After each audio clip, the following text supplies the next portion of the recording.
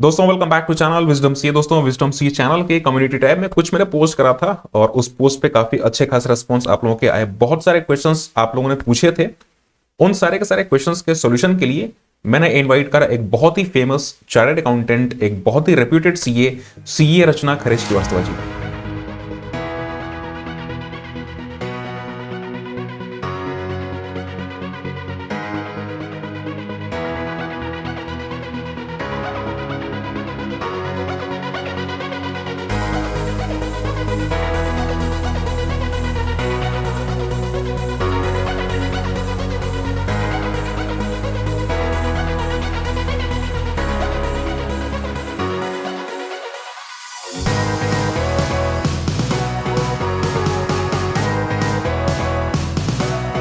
So ma'am यहाँ पे जो पहला क्वेश्चन है जो कि स्टूडेंट ने हमसे पूछा था, सेमी क्वालिफाइड सीए इनके लिए अपॉर्चुनिटीज क्या हैं? एंड अगर किसी फील्ड में जाना चाहें लाइक इंटरनल ऑडिट में या इन फ्यूचर अगर जाना चाहें अब्रॉड में, तो उनके लिए कुछ अपॉर्चुनिटीज क्या होती हैं?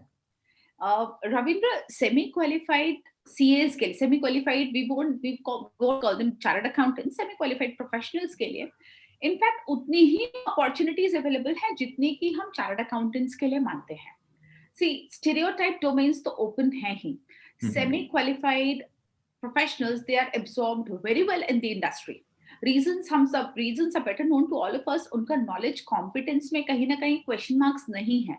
Challenges have been in the areas where they have been unable to clear the exams for a number of reasons. बहुत सारे factors होते हैं सीए एग्जाम्स क्लियर करने के लिए। तो एग्जैक्टली। सबसे पहली बात तो ये कि वो टेक्निकली अपने आप को चैलेंज ना माने, टेक्निकल चैलेंजेस नहीं है, चैलेंजेस आर समवेयर एल्स। तो वो कॉम्पिटेंट उतने ही हैं, उनकी कॉम्पिटेंस में कोई कमी नहीं है, and that is one reason they are absorbed very well.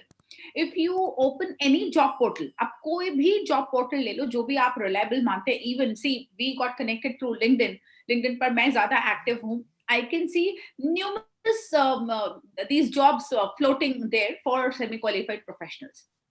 कहीं ना कहीं फिटमेंट की बात होती है। Stereotype domains are always open. आप एनालिसिस में देख लीजिए, जैसे आप एफपीएनए देख लो, आप टैक्सेशन में देख लीजिए, आप ऑडिट में देख लीजिए, यहाँ तो बहुत ज्यादा एब्जॉर्प्शन है ही।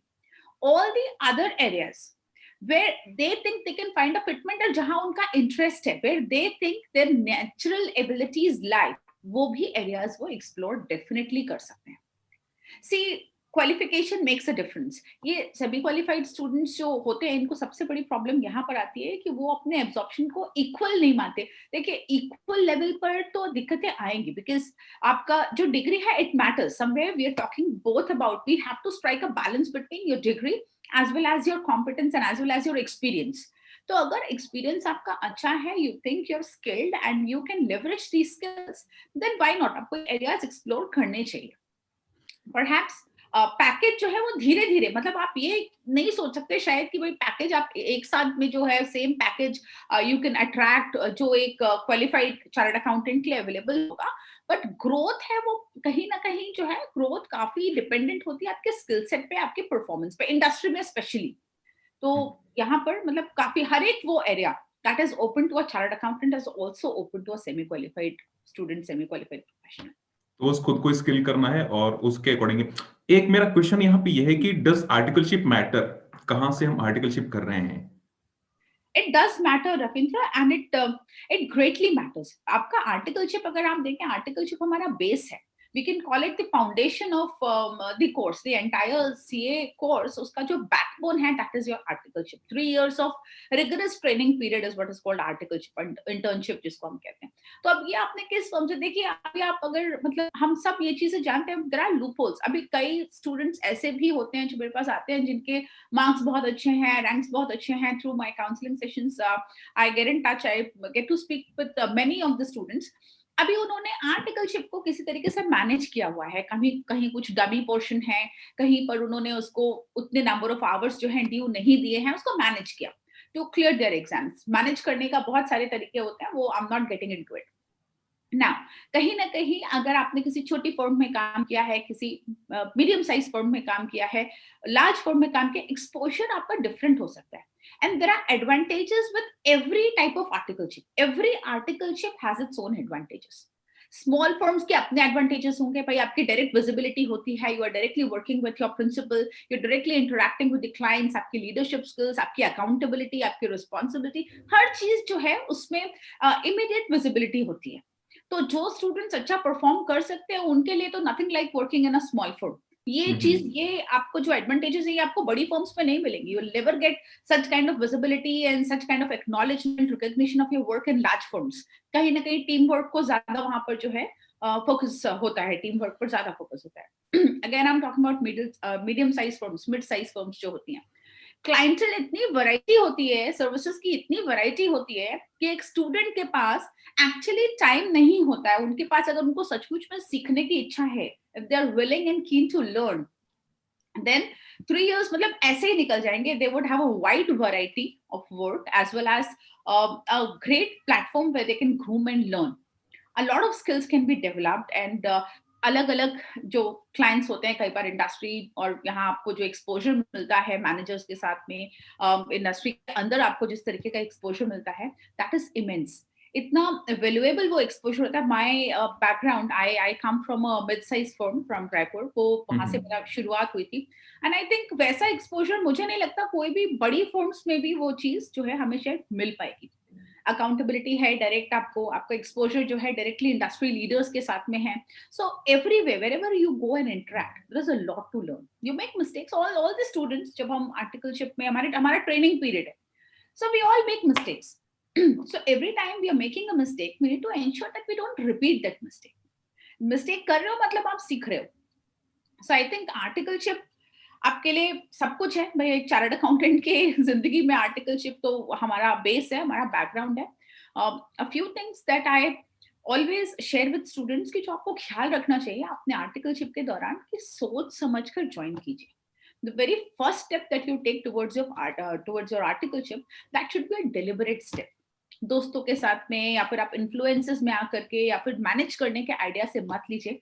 कहीं ना कहीं स्टूडेंट्स इसको एक रश अफेयर बनाते हैं और बाद में ना they sometimes they end up exploring transfers या फिर कोई और बेटर अपॉर्चुनिटी मिल गई। फिर उन चीजों में जो प्रॉब्लम होती है वहां पे आपका ना कहीं आप डाइवर्ट हो जाते हो अपने कोर फंक्शन से। जो हमें सीखना है, हमारा जो ट्रेनिंग है, जहां पर हमें फोकस करना है, that will actually contribute also to clearing your exams, उससे डाइवर्ट होके हम दूसरी तरफ चले जाते हैं, जो कि है हमारा स्टाइपेंड और brand and the name of the firm, कि वो बिग 20 बिग 10 में है कि नहीं, वो कहीं उसका लोकेशन क्या है। So all these things are ancillary in my mind.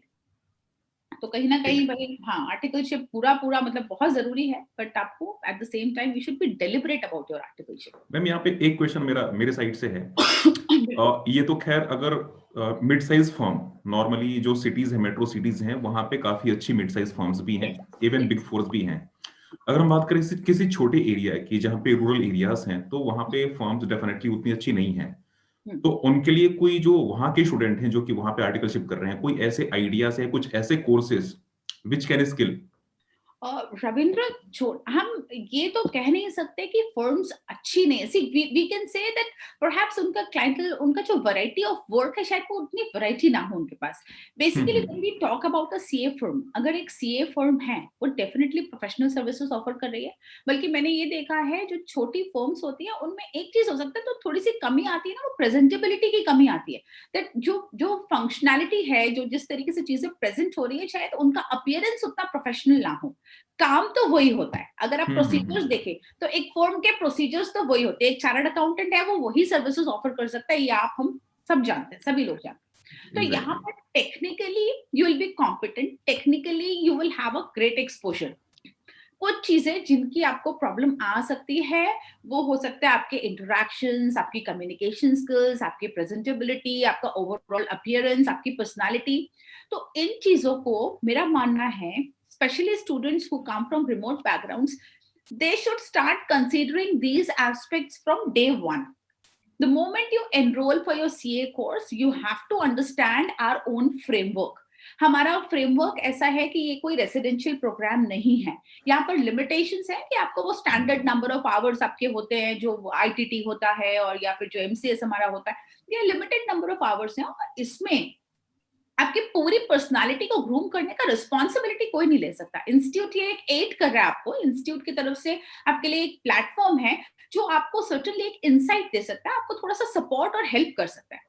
तो कहीं ना कहीं स्टूडेंट्स को जब वो डिसाइड करते हैं कि उनको अपना जो है मतलब उनको चार्टर्ड अकाउंटेंसी को अपना करियर बनाना है, they aspire to become chartered accountants, they must consider ये जो थोड़े से यहाँ पर जो एरियाज आपको जो स्कोप ऑफ इम्प्रूवमेंट मिलता है कि भाई सीए कोर्स के साथ में आपको कुछ चीजें हैं जो आपको सेल्फ सपोर्ट में करनी पड़ेंगी। और एक्सपोजर जो। आजकल यस आजकल ये आप बहुत अच्छी चीज है, आप ये मानेंगे कि 20 साल पहले आई क्वालिफाइड इन नवंबर 2002, 20 साल पहले ना ये कनेक्टिविटी थी, ना इस तरीके से हम आप इंटरेक्ट कर सकते थे, ना कोई हाथ पकड़ने वाला होता था। वो आसपास घूम के हमें अपने टीचर्स के पास ही हर चीज के लिए, जिस भी चीज के लिए सपोर्ट चाहिए, सब्जेक्ट चाहिए तो कुछ अगर टेक्निकल पेपर प्रेजेंट करना है, कहीं किसी कॉन्फ्रेंस में पार्टिसिपेट करना है, हम लोग वो बैग लेकर भागा करते थे, 10 रुपए लेकर इंटरनेट कैफे में जाते थे, वहां नोट्स बनाते थे, आके पेपर्स बनाते थे। इवन मतलब ये फोन और कंप्यूटर की तो आप पूरी दुनिया जेब में लेके चलते हैं when you have a smartphone. तो आजकल ये वाली प्रॉब्लम तो अब रही नहीं।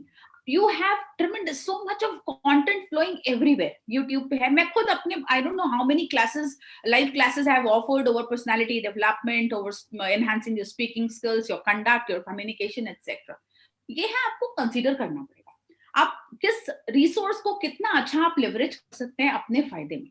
तो आपको ये चीज जो है आप उसको कैसे लेवरेज कर सकते हैं, कैसे आप ग्रो कर सकते हैं, consider these aspects right from day one. Courses की कमी नहीं है। ओके मैम, यहाँ पे एक स्टूडेंट ने एक क्वेश्चन पूछा था। हाँ हाँ। उन्होंने पूछा था कि अ, अगर सीपीटी के थ्रू या फाउंडेशन के थ्रू अगर कोई स्टूडेंट जाता है तो वहां पे तो आर्टिकलशिप ज्वाइन करने में कोई ज्यादा दिक्कत नहीं आती, क्योंकि बहुत सारे ग्रुप में स्टूडेंट भी होते हैं और धीरे धीरे पता भी चल जाती है इसके बारे में। बट कोई ऐसा स्टूडेंट है जिन्होंने डायरेक्ट एंट्री रूट से आर्टिकलशिप ज्वाइन करी, हम्म, उनको कुछ पता ही नहीं होता है फॉर्म्स के बारे में, तो वो कैसे ज्वाइन कर सकते हैं और वो कनेक्टिविटी कैसे अपनी बना सकते हैं इसके बारे में? Ravindra, first thing and foremost important thing for any CA student, they have to be deliberate. CA करना एक casual decision नहीं हो सकता कि आपने डायरेक्ट एंट्री मतलब आज आपका मन किया कि आपकी ग्रेजुएशन हो गई तो अब सीए करने आ गए। दिस इज नॉट रियल, ये आप भी मानेंगे और ये हम सब जानते हैं। You can not be casual about this decision. ये बहुत सारी कंटिजेंसीज इन्वॉल्व होती है यहाँ पर। रिजल्ट्स हम लोग सब जानते हैं, आपका मतलब जो जिस तरीके से आपके रिजल्ट्स होते हैं, जिस तरीके से इंस्टीट्यूट में हमारा मतलब ये पता है हमें pass percentage can get as low as 4-5% जो हुआ करता था कुछ जमाने पहले। अब तो बहुत अच्छा है, अब तो इम्प्रूव हो गया है फ्रेमवर्क हमारा थोड़ा सा जो है, यहाँ पर अभी स्ट्रक्चर भी चेंज हो गया है कि अब आपको आईपीसीसी के बाद 3 इयर्स की आर्टिकलशिप टारगेट करनी पड़ती है।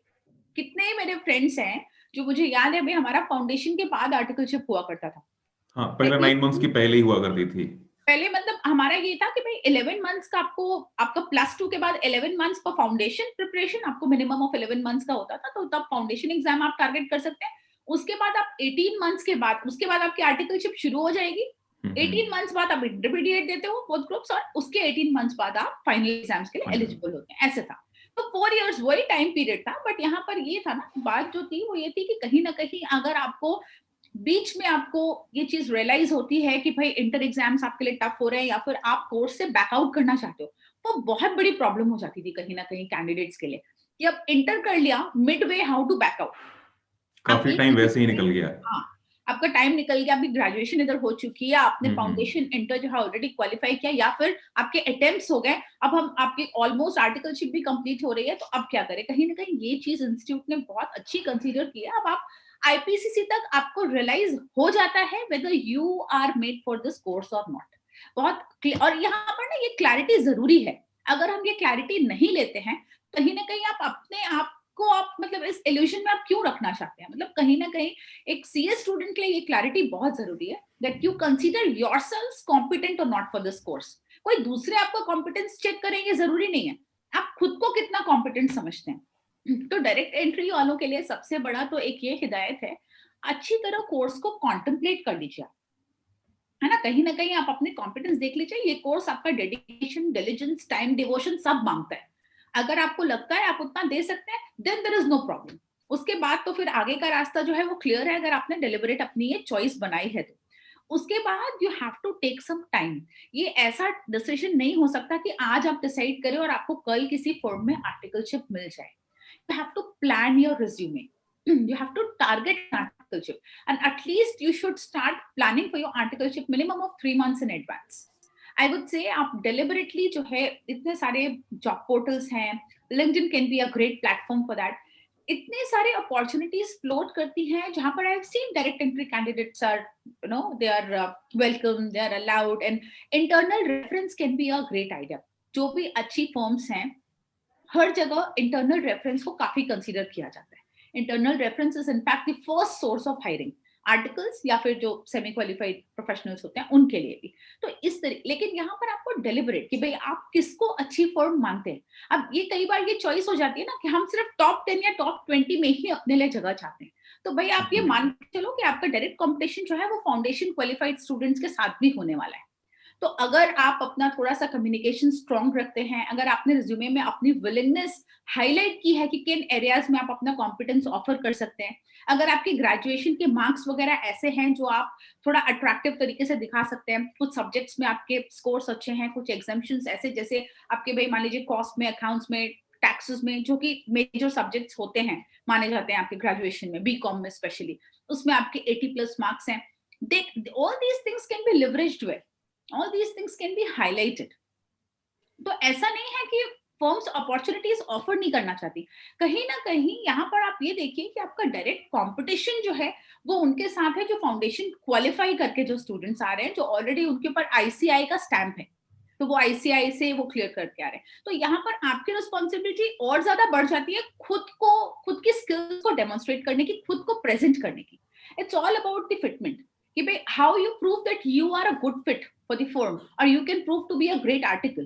क्योंकि वो बच्चे जो प्रूव करके आ रहे हैं, आपने अभी तक जो है आप वहां एंट्री ले रहे हैं, आप अभी वहां पर एंट्री ले रहे हैं, तो कहीं ना कहीं वो चीज आपको बैलेंस करनी होगी, बहुत डेलिबरेटली बैलेंस करनी होगी. मैम यहाँ पे जो रिज्यूमे की अगर हम बात करें तो रिज्यूमे बनाने में क्या क्या चीजें ध्यान में रखना पड़ेगा, जैसे कि हमें फॉर्म्स ट्राई करें कि हमारा जो सिलेक्शन हो, शॉर्टलिस्ट एटलीस्ट सीवी हमारा हो जाए.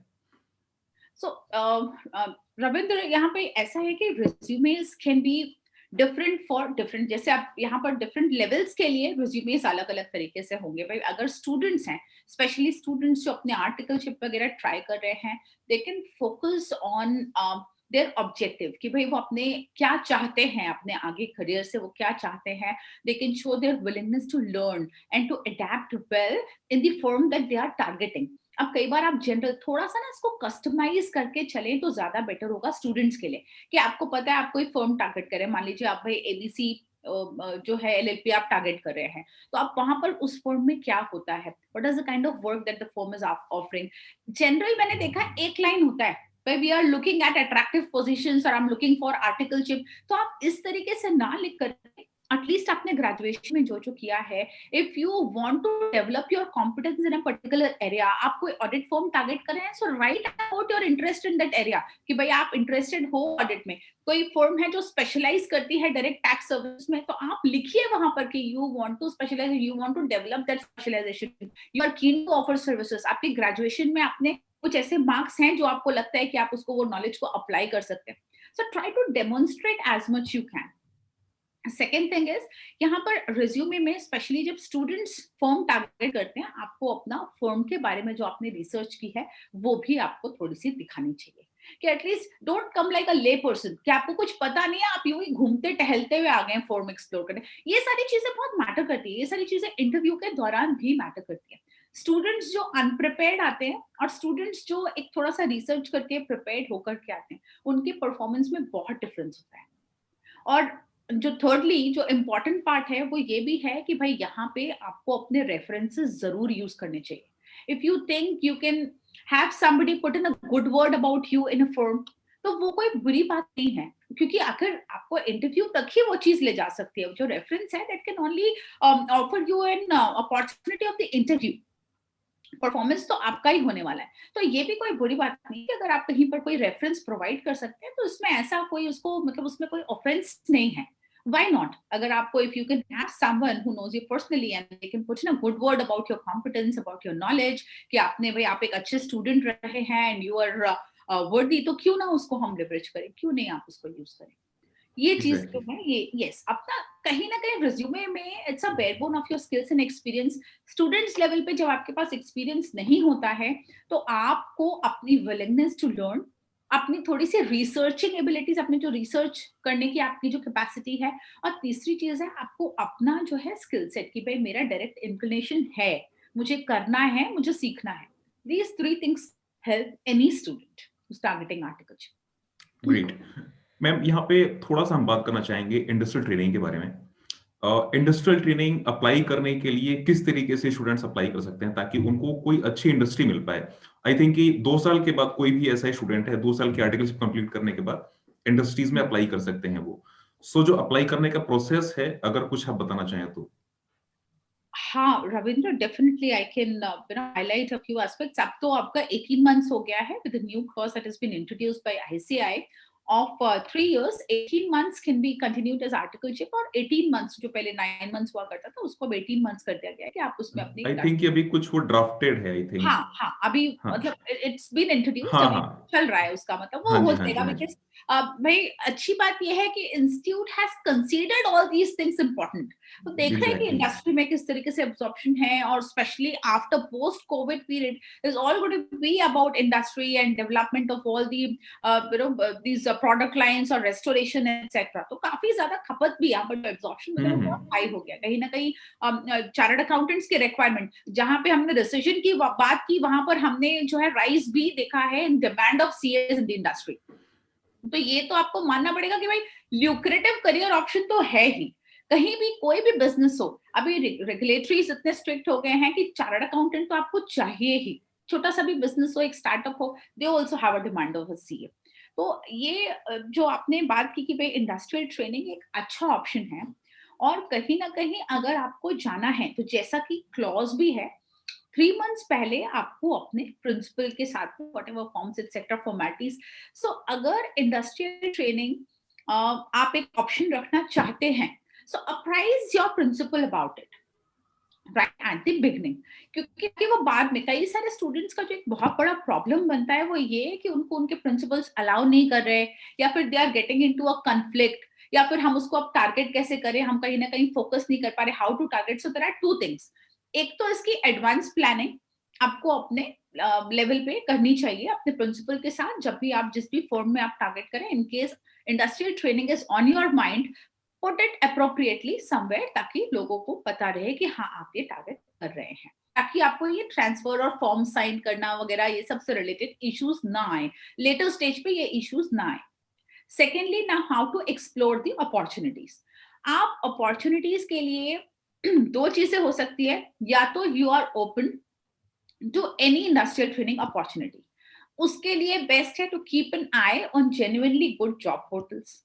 सेकेंडली, अगर आप स्पेसिफिक, अगर आप ब्रांड स्पेसिफिक हैं, तो कई सारे ब्रांड्स, कई सारे, जैसे अभी हम बहुत अमेजन में आप देख लीजिए, मॉर्गन स्टैनले आप देख लो, एचएसबीसी आप देख लो, इनके टाइम टू टाइम अपॉर्चुनिटीज निकलते ही रहते हैं, इनके इंडस्ट्रियल ट्रेनिंग अपॉर्चुनिटीज। तो अगर ब्रांड स्पेसिफिक आप हैं तो आप उसके लिए you can put your CV, आप 6 महीने पहले ही डाल करके रख सकते हैं पोर्टल पे, and you can keep updating it. You can directly get in touch with the HR and put your interest. You can definitely put in your interest कि भाई आप वहां पर काम करने वाले जो भी ऑलरेडी जो वहां पर ट्रेनीज हैं, या फिर वो वहां पर जो एग्जीक्यूटिव्स हैं, आप उनके साथ you can get in touch and you can request them for a referral.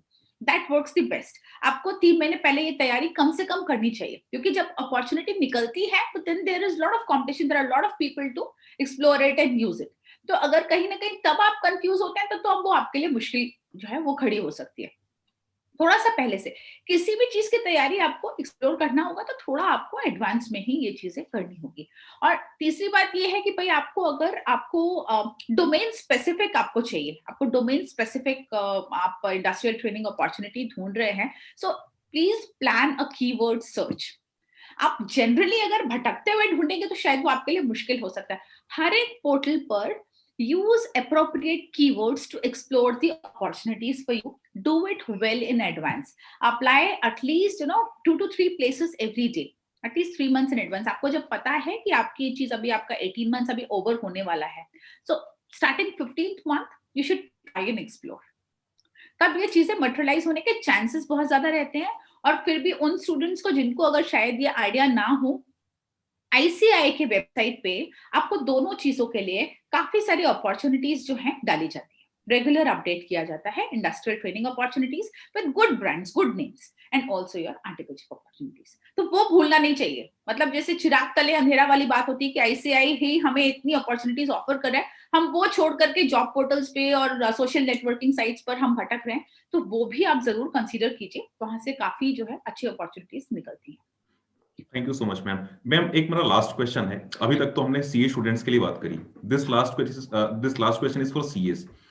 अगर हम बात करें आफ्टर बिकमिंग ए सीए, अगर हम बाहर जाना चाहें तो वहां पे कौन कौन से फील्ड में अभी ज्यादा अपॉर्चुनिटीज हैं, और बाहर जाने के लिए क्या क्या स्किल्स ज्यादा रिक्वायर्ड होती हैं? देखिए रविंद्र, आई थिंक मैंने देखा ना, जो अपने कुछ ना इवन जो कॉमन क्वेश्चंस हैं, जैसे एक क्या आ जाता है कि भाई अब्रॉड, अपॉर्चुनिटीज अब्रॉड की अगर आप बात कर रहे हैं, सो चार्टर्ड अकाउंटेंसी कोर्स आपको बहुत ही मतलब काफी अच्छी अपॉर्चुनिटीज आपको प्रोवाइड करता है। तो इसके और आईसीआई के टाई-अप्स भी हैं। If you look at the tie-ups Yes. The other institutes across the globe, तो उसमें काफी सारे अपॉर्चुनिटीज आप एक्सप्लोर जो है कर सकते हैं। पर जरूरी नहीं है कि आप मतलब अगर आप ये देखें कि भाई मेरे पास सीपीए नहीं है या मेरे पास सीएमए नहीं है तो मैं टारगेट कर सकता हूँ कि नहीं। And specially when we talk about globalisation के एरा में बहुत मुश्किल नहीं है आपको ट्रांसफर्स लेना या फिर आपको ऑन साइट एंगेजमेंट्स लेना। there are so many implementations, there are so many projects, there are so many things at global level। तो जो चीजें चल रही हैं और आप जो है इन प्रोजेक्ट्स को भी टारगेट कर सकते हैं। सो आई वुड से यहाँ पर सबसे ज्यादा जरूरी ना आपकी तीन चार, एक की सबसे पहली चीज जो आती है specially for young chartered accountants, आपका टेक्निकल कॉम्पिटेंस। टेक्निकल कॉम्पिटेंस पे कहीं ना कहीं आप कॉम्प्रोमाइज नहीं कर सकते if you are targeting a job abroad, क्योंकि वो आपका एक अकेला सेवियर होता है that technically you have no challenges, you are confident about the domain and the skill set required to operate in that domain।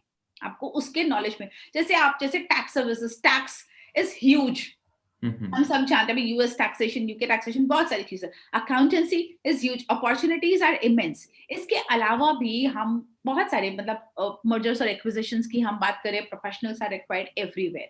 You talk about financial modelling, अच्छी खासी जो है एब्जॉर्प्शन है स्टूडेंट्स की। इंसॉल्वेंसी की हम बात करें, सो ऑलमोस्ट यहाँ पर ऐसा नहीं, मतलब कॉम्पिटेंस पे आपको थोड़ा सा यहाँ पर जो है अपने ध्यान रखना होगा, कॉम्पिटेंस को आपको बहुत ज्यादा स्ट्रेंथन करना होगा। दूसरी बात जो होती है, to be able to articulate your skills and competence well, which is your communication abilities, which is your language, which is your patience, आपकी presentability overall। चार्टर्ड अकाउंटेंट्स में, हमारे इंडियन चार्टर्ड अकाउंटेंट्स में खासकर टेक्निकल कॉम्पिटेंस की कमी नहीं होती, but they greatly lack the skills to articulate their articulation abilities, communication skills. बैठते हैं और उसके बाद उनसे अपने ही आइडियाज को, अपने ही नॉलेज को वो प्रॉपर्ली डेमोन्स्ट्रेट नहीं कर पाते।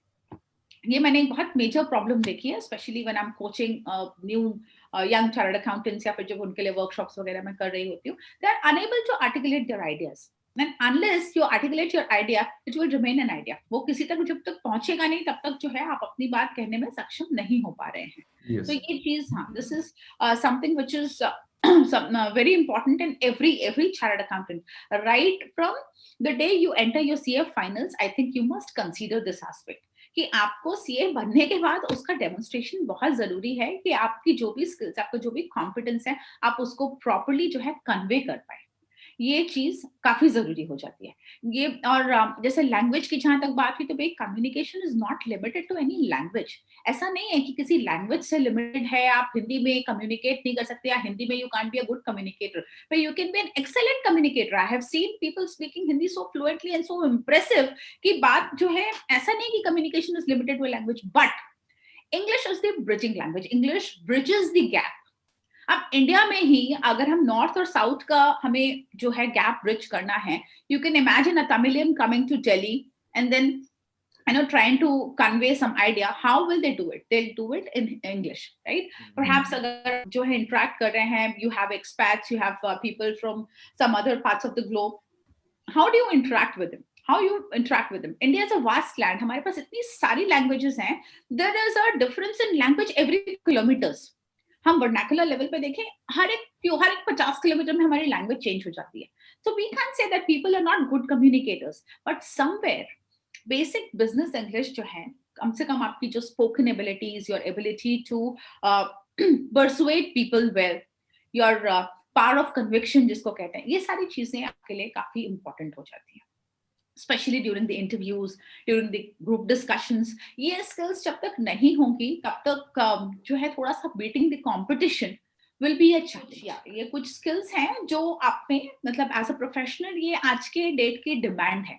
इफ यू आर टारगेटिंग एक अपने लिए एक अच्छी पोजीशन आप टारगेट कर रहे हैं, कहीं ना कहीं you aspire to grow in this profession and reach the heights that you are trying to reach, somewhere where your role models are today, in that case you must consider these skills. ये काफी important हो जाता है. Endurance आपका कि भाई आपको कहीं ना कहीं छोटे छोटे फेलियर्स से, छोटी छोटी चीजों से आप इंटिमिडेट नहीं होते, एडवर्सिटीज से आप परेशान नहीं होते. So if you can be a little patient, if you can manage to give yourselves that growth in time, तो फिर आपके लिए जो है चीजें डिफिकल्ट नहीं है. there are multiple opportunities. और अंदर ही मतलब जैसे आप कोई भी बड़ी फर्म टारगेट करें, there are 3 projects. Technology savvy होना एक अनदर जो इम्पोर्टेंट स्किल है, कि आज के डेट में अगर आप टेक्नोलॉजी फ्रेंडली नहीं है, थोड़ा सा आपके लिए डिफिकल्ट हो सकता है, especially when you are targeting jobs abroad. तो टेक्नोलॉजी फ्रेंडली अगर आप हैं, आपका कोई भी यहाँ पर टेक्नोलॉजी की जब मैं बात करूँ तो आजकल तो एक बहुत बड़ा मतलब आपके सामने हॉराइजन है. अभी it is not limited to any software और only limited to any SAP और पर्टिकुलर मॉड्यूल, या फिर हम बीआई, ब्लॉकचेन, आप हम कितने भी, बहुत बड़ा हॉराइजन है. तो अगर आप कहीं ना कहीं अपनी थोड़ी सी एक्सपर्टीज ले चलते हैं along with your course, along with your mainstream जो आपका है, उसके साथ में तो आपको काफी हेल्प मिल सकती है. You can extra easily curricular activities भी टेक्निकल चीजों में ज्यादा इंपॉर्टेंस रखती है. यस. अब देखिए कहीं ना कहीं अभी ना जैसे हम बात करें, हर एक बिजनेस में एआई का रेलेवेंस और इम्पोर्टेंस है. It's significance is there. So we have to come to terms with these things. We have to consider technology as the primary aspect. तो कहीं ना कहीं जब हम अपने नॉलेज की बात कर रहे हैं, वो नॉलेज कंप्लीट नहीं है अगर हम उसमें टेक्नोलॉजी को इंक्लूड ना करें. ये मेरे कहने का मतलब है. Thank you so much, ma'am, for this much of wonderful session and covering these all aspects. कुछ एक एडवाइस आप देना चाहेंगी जो यंग स्टूडेंट्स हैं या यंग सीएस हैं उनके लिए? यंग सीएस के लिए एक ही एडवाइस है रविंद्र यहाँ पर मेरी, कि don't be in a rush. आप सब का एक जो मैं कॉमन परसेप्शन देखती हूँ कि सीए बन गए तो सीए बन के बहुत पैसे कमाते होंगे, अरे वाह सीए हो गए तो मतलब पैसों की बारिश होने लगेगी. Just be patient. ये परसेप्शन गलत नहीं है, ये परसेप्शन झूठ नहीं है. You all have already achieved great Heights. आप अगर सीए बन गए हैं, सो सेलिब्रेट इट विद एप्लॉम. आपके लिए बहुत एक बड़ी बात है. देखिए कई सारे का ये सब ड्रीम ही होता है. ये एक ना एक प्रोफेशनल एक डिग्री ऐसा है, सर्टिफिकेट, कि भाई ये एक ड्रीम की तरह होता है. सो moment you become a chartered accountant, भाई आप एक माइलस्टोन आपने अचीव कर लिया है. ये नहीं है कि यहाँ पर ये बात खत्म हो गई और कल से जो है दूसरी दुनिया में आप पहुंच जाएंगे. There is another set of challenges, but a big challenge. You have already achieved a milestone. तो उसको सेलिब्रेट कीजिए और उसके बाद वापस come back to the ground and start considering all the relevant points कि अब क्या, व्हाट नेक्स्ट. क्योंकि चीजें इंस्टेंटली नहीं होती है. You have to be patient and you have to target your domain, your horizon. आपको ऐसा नहीं कि आप चीजें आपके सामने आकर के खड़ी हो जाएंगी. कंफ्यूजन होना नॉर्मल है कि सीए बन गए, अब मेरे लिए कौन सी राइट डोमेन है, मेरे लिए मुझे किस एरिया में जो है अपना एक्सपर्टीज, अपना स्पेशलाइजेशन लेना चाहिए, मुझे बाहर जाना चाहिए, मुझे नहीं जाना चाहिए, मुझे प्रैक्टिस करना चाहिए या फिर मुझे जॉब में जाना चाहिए. ये चीजें आप डेलिबरेटली डिसाइड करिए. कुछ टाइम आपको लग सकता है. It is normal to take time. Don't get intimidated by things कि अगर इमीडिएटली आपको जॉब ऑफर नहीं हो रहा है, अगर इमीडिएटली आप प्रैक्टिस करने लगे और आपका क्लाइंटल नहीं हो रहा है, चीजें होने में टाइम लगता है. जो लोग, सोसाइटी जो बात कर रही है ना, they have perceived it with those role models जिनको आप देखते हैं, जिन्होंने ऑलरेडी जो है वो टाइम, वो पेशेंस दे करके वो फेज क्रॉस कर लिया है. कहीं ना कहीं जब हम देख रहे हैं, so you talking about people who have 10, 15, 20, 25 years of experience. तो आप सब पहुंचेंगे वहां पर. Everything will happen. Just give yourselves the due. Take time. Stay peaceful. अपने आप को ऐसा मतलब एक्सप्लोड मत होने दीजिए. And be patient. सारी चीजें होंगी. Just focus on what you want. Focus and be specific on what you want. Thank you so much, ma'am, for coming to the channel.